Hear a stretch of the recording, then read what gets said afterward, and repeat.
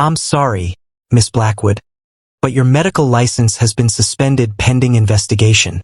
The words echoed through the sterile conference room at Johns Hopkins Hospital as Dr. Sophia Blackwood, daughter of pharmaceutical billionaire Richard Blackwood, watched her entire world collapse in real time. At 28, she had been the youngest neurosurgeon in the hospital's history, the golden child who had passed every test, aced every exam, conquered every challenge, until the moment her hands began to shake during a routine surgery, and everything she had built came crashing down.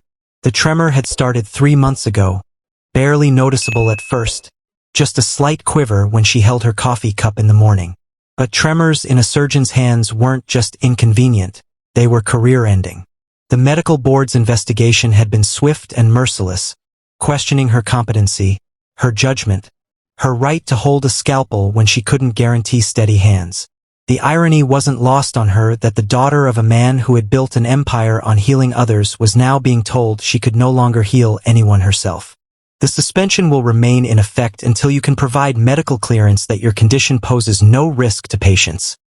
Dr. Harrison continued, his voice carrying the weight of institutional authority. I'm sorry, Sophia. I know how much this career means to you.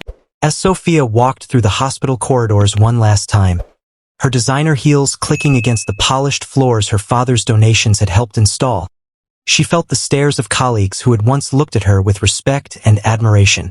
Now their expressions carried pity, curiosity, and the uncomfortable relief of those who had watched someone else's fall from grace. She had been untouchable, the brilliant surgeon who could do no wrong, and now she was just another cautionary tale about how quickly success could turn to failure.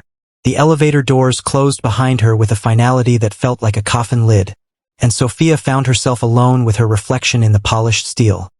A woman who had defined herself entirely by her achievements, now stripped of the one thing that had given her life meaning. Her hands, encased in expensive leather gloves to hide the tremor that had betrayed her, trembled not just with her medical condition, but with the terror of facing a future where she was no longer Dr. Sophia Blackwood, renowned neurosurgeon, but simply Sophia, a woman who didn't know who she was without her white coat. That night, unable to face the empty penthouse apartment that had once been her sanctuary, Sophia found herself driving aimlessly through the city until she ended up at the community college where she had volunteered years ago, back when she thought giving back was just another box to check on her path to greatness. The building was mostly dark except for a few scattered lights in the classrooms, where night students pursued dreams that daylight had never allowed them to chase. Through one of the windows, she saw something that stopped her cold. A young black man in a janitor's uniform standing at a whiteboard, explaining complex mathematical equations to a small group of adults who hung on his every word with the desperate attention of people who understood that education was their only path to something better. His movements were fluid and confident, his explanations clear and passionate, and there was something in his demeanor that spoke of someone who had found purpose in the most unlikely circumstances. If you believe in the power of second chances and the magic that happens when broken people find healing in the most unexpected places, take a moment to like this video, share it with someone who needs to believe that failure isn't the end of the story, and subscribe to Acts of Depth for more stories that remind us that sometimes our greatest defeats become the doorway to our most meaningful victories. The man's name was Marcus Williams, and his story unfolded like a testament to resilience that Sophia had never encountered in her privileged world. She learned this 2 days later when she returned to the community college, not as a volunteer dispensing charity from her ivory tower, but as someone desperately seeking something she couldn't name. Marcus was in the same classroom, this time alone, preparing materials for what appeared to be a remedial mathematics course. "Excuse me," Sophia said, her voice carrying none of the authority that had once commanded operating rooms. "I saw you teaching the other night. I was wondering, are you a professor here?" Marcus looked up from the equations he was writing on the board, his dark eyes taking in her expensive clothes and obvious discomfort with being in this space. "No, ma'am. I'm the night custodian, but I help some of the students with math when they're struggling. A lot of them work during the day, so they study here at night after I finish cleaning." The revelation hit Sophia like a physical blow. Here was someone working a minimum wage job, cleaning classrooms and emptying trash cans, who was voluntarily teaching complex mathematics to students that the formal education system had failed. "You're not certified to teach?" No formal credentials, Marcus admitted, his voice carrying neither shame nor defensiveness. But I have a master's degree in mathematics from Howard University. Had to drop out of my PhD program when my mother got sick and I needed to work full-time to support my family. Sophia felt the familiar sting of recognition, another brilliant mind derailed by circumstances beyond their control. I'm sorry, that must have been difficult. Marcus shrugged with the practiced acceptance of someone who had learned to carry disappointment without bitterness. Life happens, but mathematics doesn't stop being beautiful just because I'm not teaching it in a university. These students need help and I can provide it. That's enough. The simplicity of his philosophy struck Sophia as revolutionary. She had spent her entire life chasing external validation. Grades, awards, recognition, status, while Marcus had found meaning in the act of service itself. The students you were teaching the other night, they seemed to really understand what you were explaining. Most people think they're bad at math because they've been taught to memorize formulas without understanding the logic behind them, Marcus said, turning back to the board where he was sketching out a geometric proof. But mathematics is just another language for describing the world around us. Once you understand that, it becomes less intimidating. Sophia watched him work, noting the elegance of his explanations, the way he broke down complex concepts into digestible pieces, the patience in his movements that spoke of someone who genuinely cared about his students' success. You're a natural teacher. Thank you. Though I have to ask, what brings a woman in a $1,000 suit to a community college at 10 o'clock at night? You don't exactly look like our typical student demographic. The question forced Sophia to confront why she was really here. I'm between careers right now. I was a surgeon, but I developed a condition that makes it unsafe for me to operate. I'm trying to figure out what comes next. Marcus set down his chalk and turned to face her fully, his expression shifting from polite curiosity to genuine concern. That must be devastating. To lose something you've worked your whole life for. It is. The admission came out more raw than Sophia had intended. I don't know who I am without surgery. It was everything to me. My identity, my purpose, my worth. Now I feel completely lost. What kind of surgery did you specialize in? Neurosurgery. Brain and spinal cord operations. I was good at it, really good. But when your hands shake, precision becomes impossible. Marcus was quiet for a moment, processing this information. You know, there's something beautiful about the brain's ability to adapt, to find new pathways when the old ones are damaged. Maybe the same principle applies to careers. The observation was so simple yet profound that Sophia felt tears threatening. I've never thought about it that way. The students I teach, most of them are here because their original plans didn't work out. Single mothers who couldn't afford college when they were 18. Veterans adjusting to civilian life. People who lost jobs and need new skills. They've all had to find new pathways. Marcus gestured toward the empty desks. But you know what I've learned from watching them? Sometimes the detour leads to something better than the original destination. Sophia looked around the modest classroom with its worn desks and outdated equipment, trying to imagine how this space could represent something better than the state-of-the-art operating rooms she had lost. I don't see how anything could be better than saving lives through surgery. Maybe not better, Marcus conceded, but different. There are lots of ways to heal people, lots of ways to make a difference. Surgery is just one of them. The conversation was interrupted by the arrival of 3 students. A middle-aged woman in scrubs who had clearly come straight from a hospital shift, a young man with paint-stained clothes who looked exhausted from manual labor, and an elderly gentleman carrying a worn briefcase. They greeted Marcus with the warmth reserved for someone who had genuinely impacted their lives. Dr. Williams, the woman in scrubs said, using a title that Marcus clearly hadn't claimed, but that his students had bestowed upon him anyway. I passed my nursing school entrance exam. The algebra section that used to terrify me. I actually understood it. Marcus's face lit up with genuine pride. That's wonderful, Carmen. I knew you could do it. As Sophia watched the interaction, she saw something she had never experienced in her own career. The pure joy of watching someone else succeed, untainted by competition or personal gain. Marcus celebrated his students' victories as if they were his own, and their gratitude was authentic and deep. "Would you mind if I observed your class?" Sophia asked after the students had settled in for their lesson. "I'm curious about your teaching methods." Marcus looked surprised but nodded. "Of course. Though I should warn you, this isn't exactly Harvard Medical School." "Maybe that's exactly what I need to see." What followed was a masterclass in education that had nothing to do with credentials or institutional prestige and everything to do with genuine care for student success. Marcus didn't just teach mathematics. He taught confidence, persistence, and the revolutionary idea that intelligence wasn't fixed but could be developed through effort and proper guidance. As Sophia watched him work with students who had been written off by traditional education systems, she began to understand what he meant about finding new pathways. These people weren't just learning algebra and geometry, they were discovering their own capacity for growth, their ability to overcome obstacles that had once seemed insurmountable. When the class ended and the students filed out with homework assignments and renewed confidence, Marcus began cleaning the board with the same care he had used to write the equations. "So, what did you think?"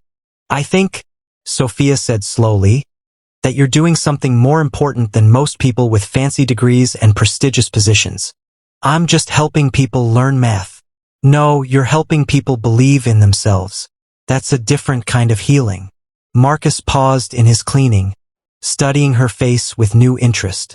"You sound like someone who's starting to see a new pathway." Sophia felt something shift inside her chest, a flutter of possibility that she hadn't experienced since her diagnosis. "Maybe I am." "Marcus, would you be willing to teach me?" "Teach you mathematics? I think you probably know more math than I do, given your medical background." "Not mathematics," Sophia clarified. "Teach me how to teach, how to help people the way you help them, how to find purpose in service instead of status." Marcus set down his eraser and looked at her with an expression that was both surprised and intrigued. "That's not something you learn in a classroom, Sophia. That's something you discover by doing." "Then let me start doing. Let me help you with your students. Let me learn what it means to heal people in a different way." As Marcus considered her request, Sophia realized she was asking for more than just a chance to volunteer. She was asking for a complete transformation of everything she thought she knew about success, purpose, and what it meant to make a difference in the world. And for the first time since her diagnosis, she felt hope stirring in her chest like the first green shoots of spring breaking through winter soil. The transformation began slowly, like dawn breaking over a landscape Sophia had never seen before. For 3 weeks, she arrived at the community college each night at 9 o'clock, trading her designer suits for simple clothes that wouldn't intimidate students who counted every dollar. Marcus had agreed to let her observe and gradually participate, but with conditions that challenged everything she thought she knew about teaching and learning. "Forget everything you know about being the smartest person in the room," Marcus told her on her first night as an unofficial assistant. "These students don't need to be impressed by your credentials. They need to feel safe enough to admit what they don't understand." Sophia watched as Marcus worked with Elena, a 42-year-old housekeeper who was trying to pass her GED math requirement after dropping out of high school to support her younger siblings. Elena's hands shook as she attempted basic algebra problems, and Sophia recognized the fear in her eyes. The same terror of failure that had consumed Sophia's own life since her diagnosis. "I'm just stupid," Elena whispered after struggling with the same equation for 20 minutes. "I should give up. People like me aren't meant for this." Sophia felt her chest tighten with recognition. How many times had she thought similar thoughts about herself since losing her surgical career? But instead of offering empty reassurance, Marcus did something unexpected. He sat down beside Elena and said, "Tell me about your job. What do you do when you're cleaning a house?" Elena looked confused but answered, "I start with the biggest mess first, then work my way down to the details. I break everything into sections so it's not overwhelming." "That's exactly what we're going to do with this equation," Marcus said, pointing to the algebra problem. "We're going to break it into sections, clean up the biggest mess first, then work our way down to the details. You already know how to solve complex problems, you just need to apply that same logic to mathematics." Sophia watched in amazement as Elena's expression shifted from defeat to curiosity. Within 30 minutes, she was solving equations that had seemed impossible just an hour before. The breakthrough wasn't about mathematical ability. It was about recognizing that intelligence came in many forms and that everyone possessed problem-solving skills that could be transferred to new contexts. "How did you know to do that?" Sophia asked Marcus during a break. "How did you know to connect her work experience to the math?" "Because I listen," Marcus replied simply. "Most teachers talk at students. I try to talk with them. Everyone has knowledge and experience. My job is to help them see how that knowledge applies to what they're trying to learn." The insight was revolutionary for Sophia, who had spent her medical career being the expert, the authority, the one with all the answers. "In surgery, I was always the one who knew the most in the room. Patients trusted me because of my expertise. And that worked in surgery because you were dealing with medical emergencies where expertise could save lives," Marcus said. "But in education, especially with adult learners who've been told they're failures, expertise can be intimidating. Sometimes the best thing you can do is admit you don't know everything and learn alongside your students." Over the following weeks, Sophia began to understand what Marcus meant. She started working one-on-one with students, and her first attempts were disasters. She explained concepts too quickly, used medical terminology out of habit, and grew frustrated when students didn't grasp ideas that seemed obvious to her. "You're trying to perform surgery on their ignorance," Marcus observed after watching her struggle with James, a construction worker who needed to pass a math placement test. "But education isn't about cutting out what's wrong. It's about building on what's right." The metaphor hit Sophia like a revelation. In surgery, she had been trained to identify problems and eliminate them with precision and speed. But teaching required a completely different approach: patience, empathy, and the ability to see potential rather than deficits. "Show me," Sophia said, stepping back to watch Marcus work with James. What followed was a masterclass in human connection. Marcus didn't start with the math problem James was struggling with. Instead, he asked about James's work, his family, his goals.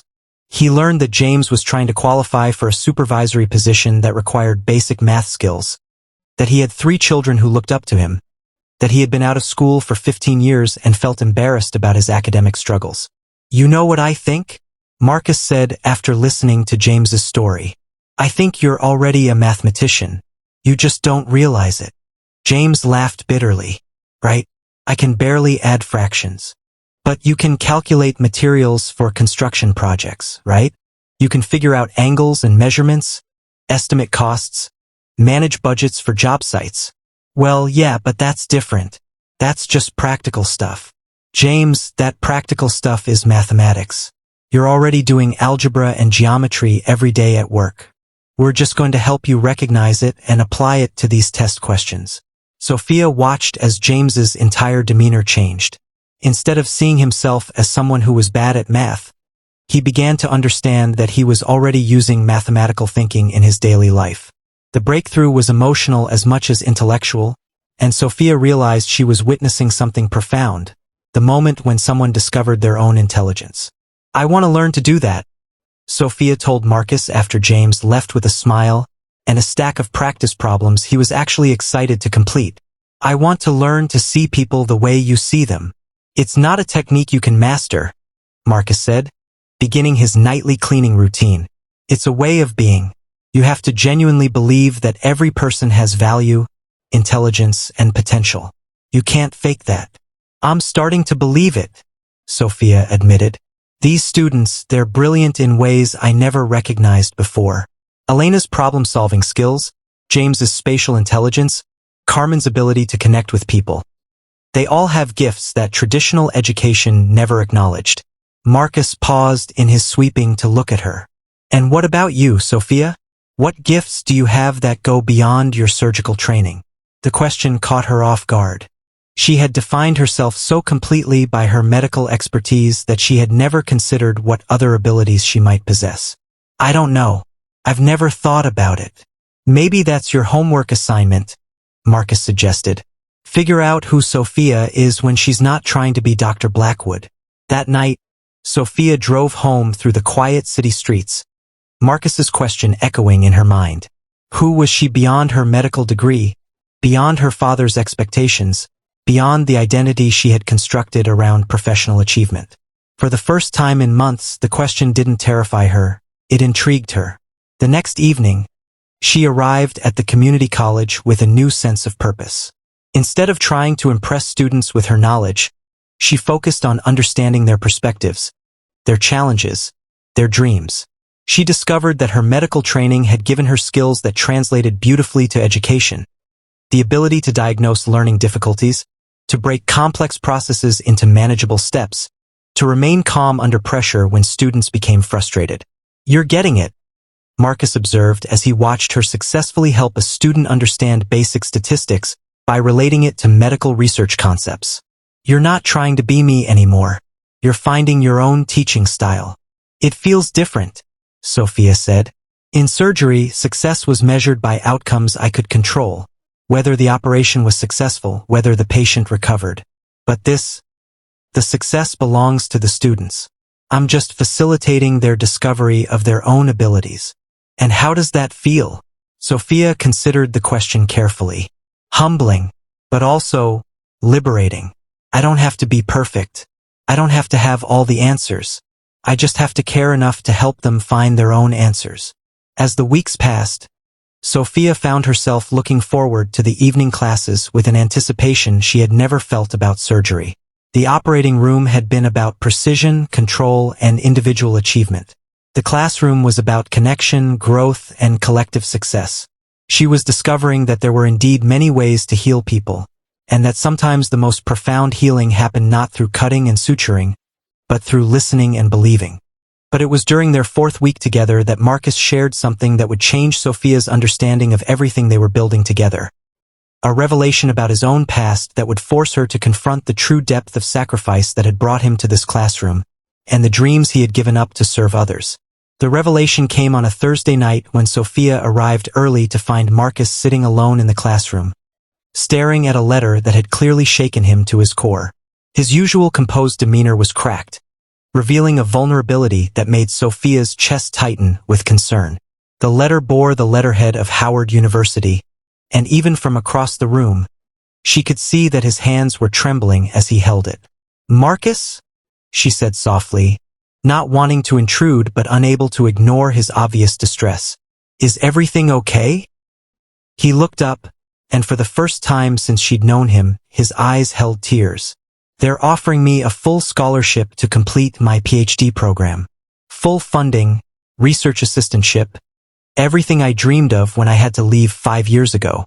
Sophia felt a surge of joy for him, followed immediately by confusion at his obvious anguish.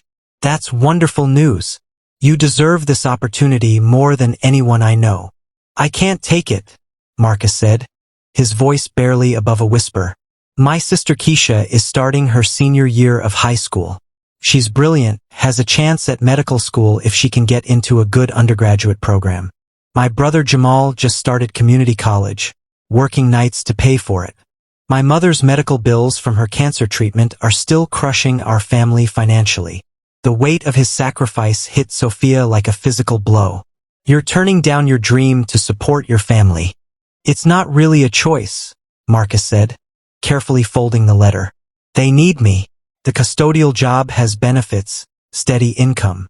I can't abandon them to chase my own ambitions." Sophia sank into a student desk, overwhelmed by the magnitude of what Marcus was giving up. Here was someone with the intelligence and passion to contribute groundbreaking research to mathematics, choosing instead to clean classrooms and teach struggling students in his spare time. The nobility of his sacrifice was staggering, but so was the waste of his potential. What if there was another way? Sophia asked, her mind racing with possibilities. What if you could pursue your PhD and still support your family? Marcus shook his head.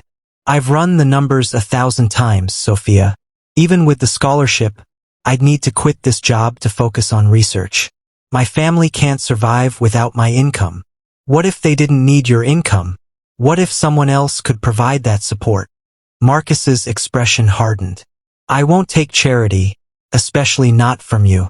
I know your family has money, but I won't be your project, your way of feeling good about yourself.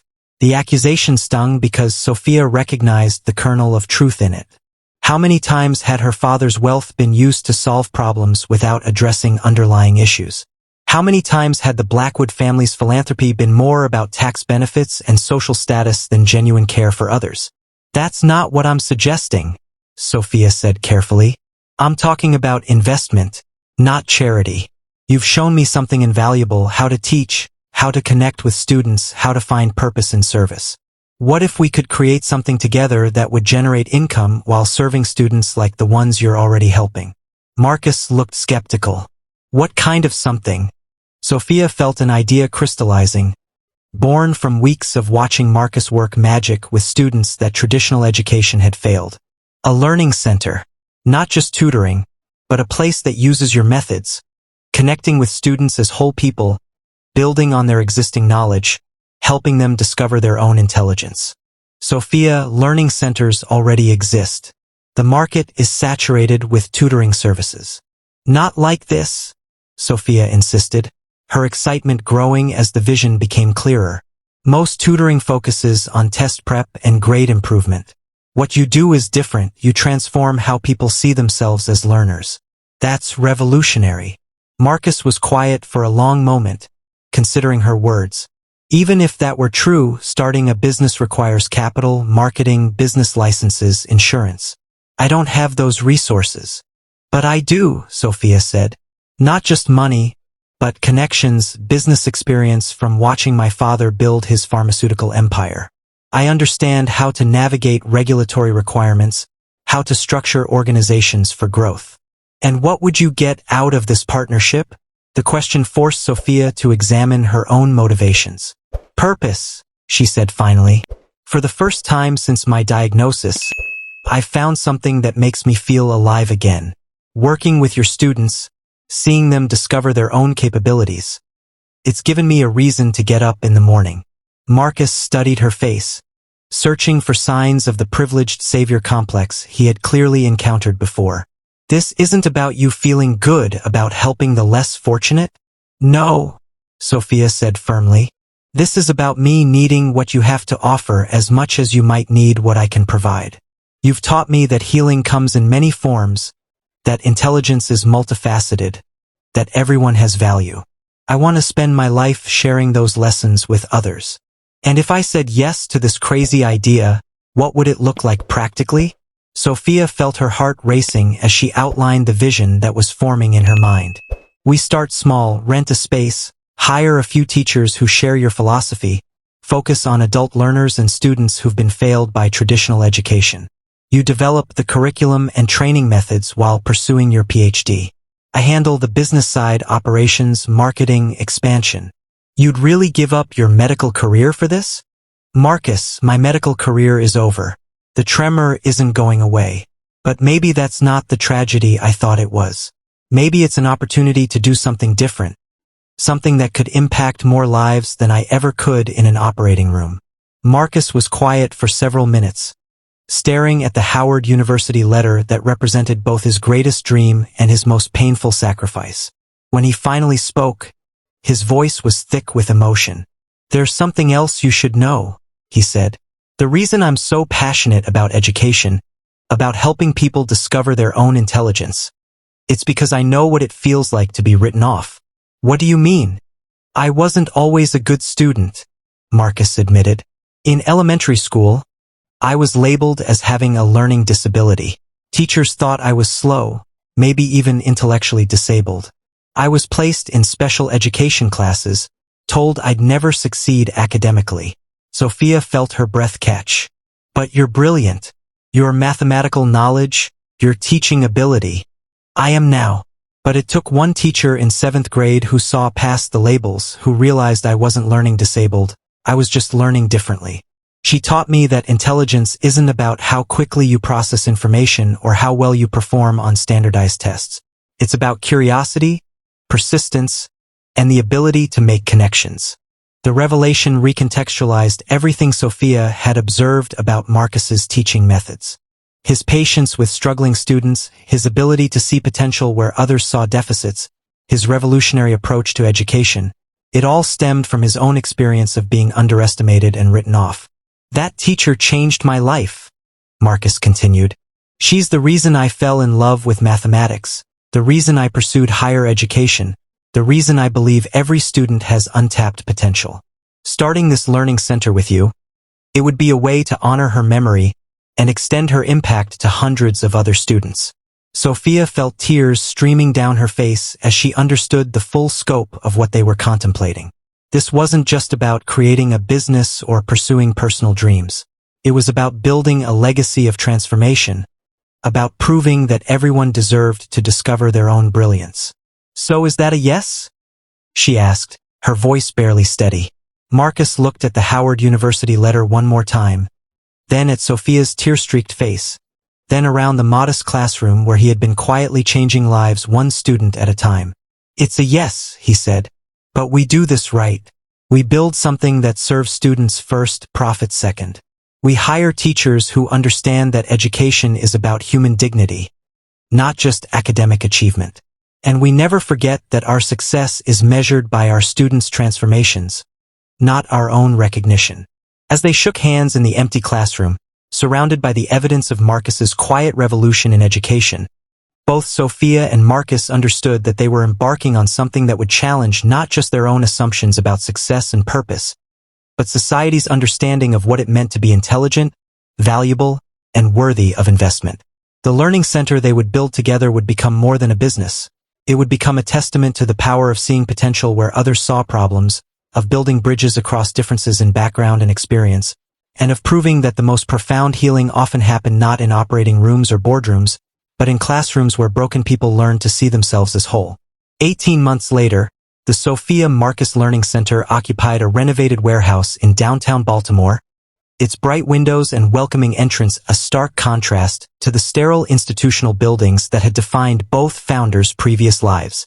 The space buzzed with an energy that had nothing to do with expensive equipment or prestigious credentials, and everything to do with the revolutionary idea that every person possessed untapped brilliance waiting to be discovered.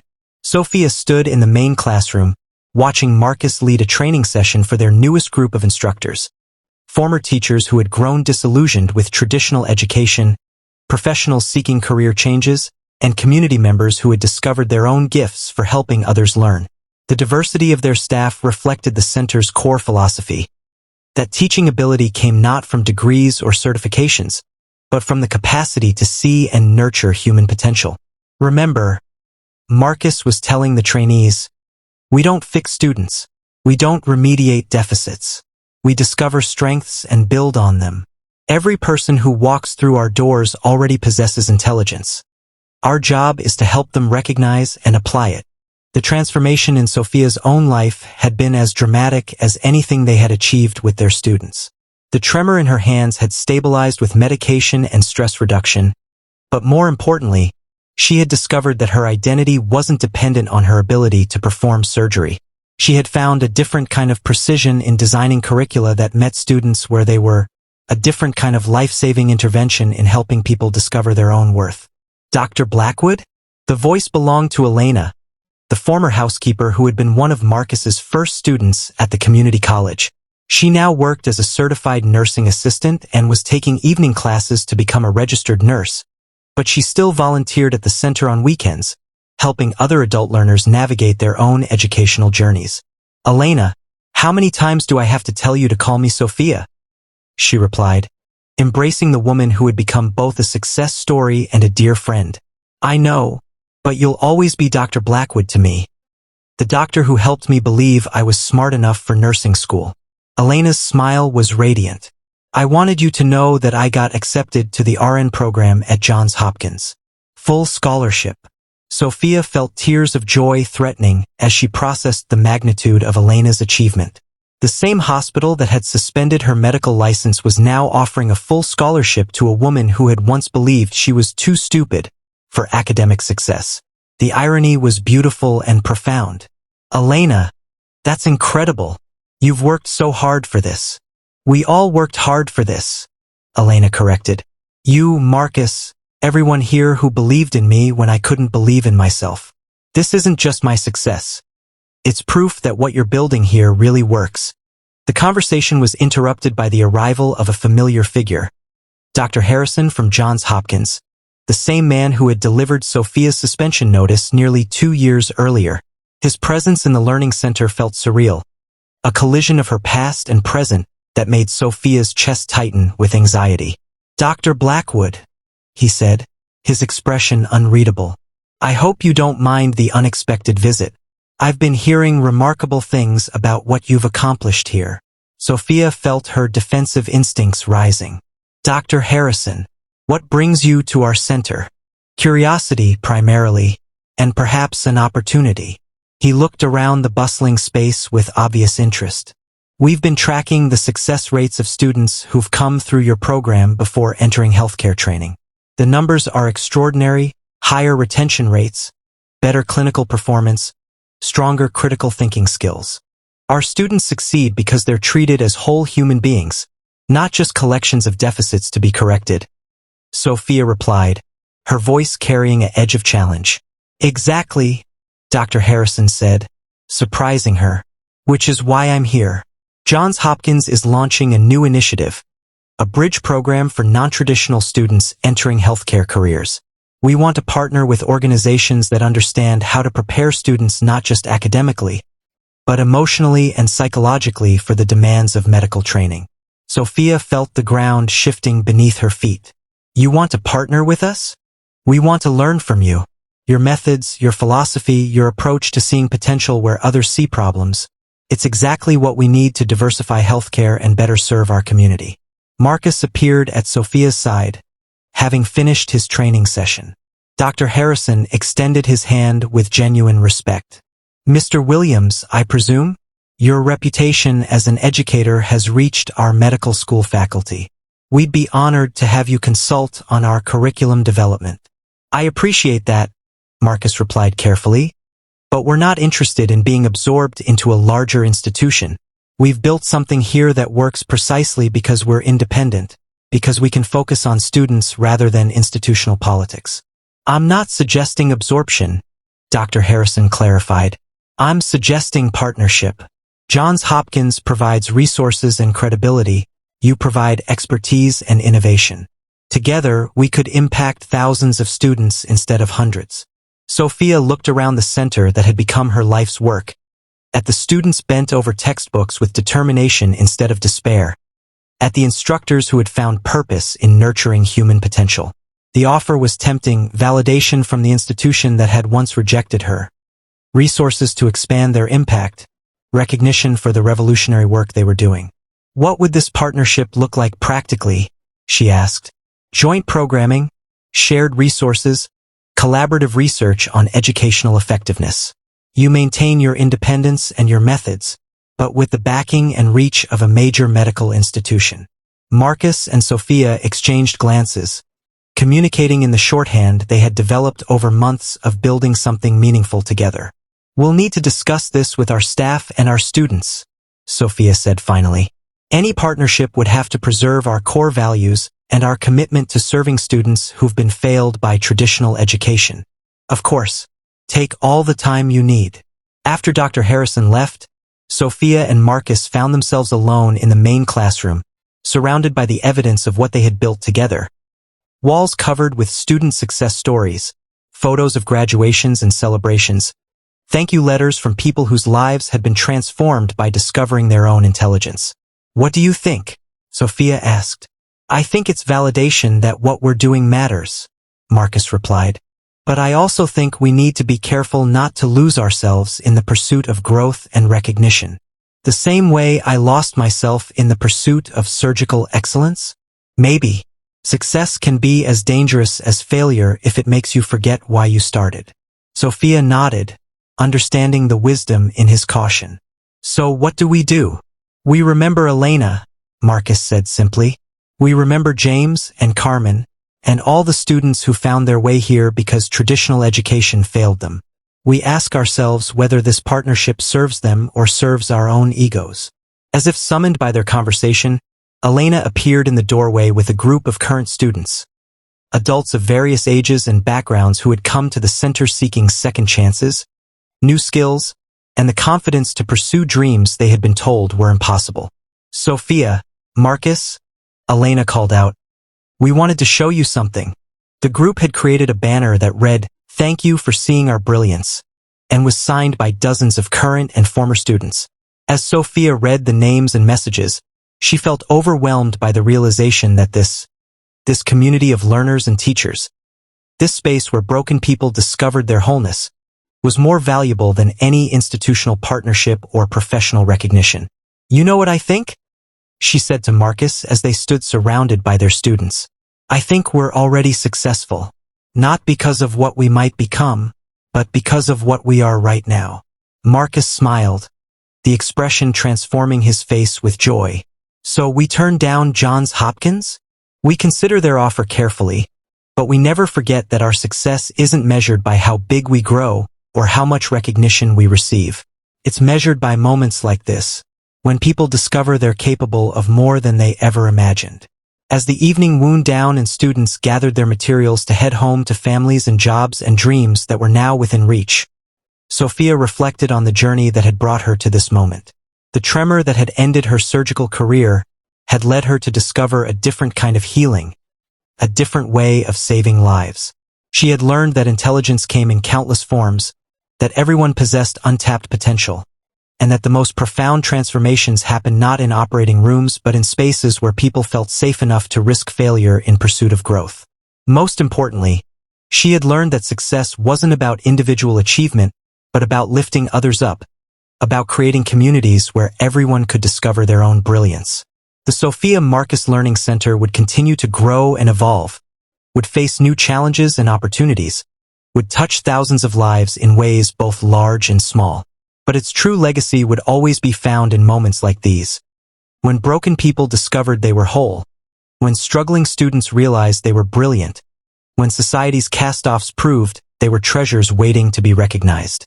As Sophia locked the center's doors that night, she carried with her the knowledge that sometimes the greatest failures become doorways to the most meaningful successes, and that the most important healing happens not when we fix what's broken, but when we help people see that they were never broken at all, just waiting for someone to recognize their inherent worth and infinite potential. If this story has reminded you that failure isn't the end but often the beginning of something more meaningful, share it with someone who needs to believe in second chances and the power of seeing potential where others see problems. Subscribe to Acts of Depth for more stories that celebrate the courage to rebuild, to reimagine success, and to find purpose in lifting others up, because sometimes the most beautiful transformations begin with the